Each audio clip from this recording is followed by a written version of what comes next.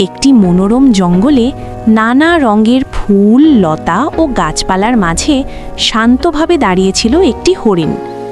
আকাশে রঙিন প্রজাপতি উড়ছিল, পাখিরা ডানা মেলে উড়ছিল আনন্দে। হঠাৎ ঝোপের আড়াল থেকে বেরিয়ে এলো এক হিংস্র বাঘ। তার চোখে ক্ষুধা আর ভয়ঙ্কর আগ্রহ।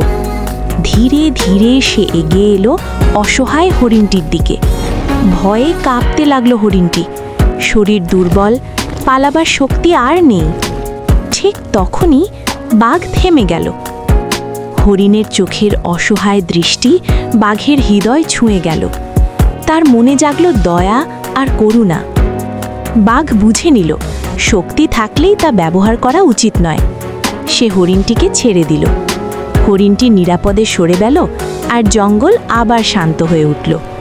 এই গল্প আমাদের শেখায় দয়া আর করুণা সত্যিকারের শক্তি।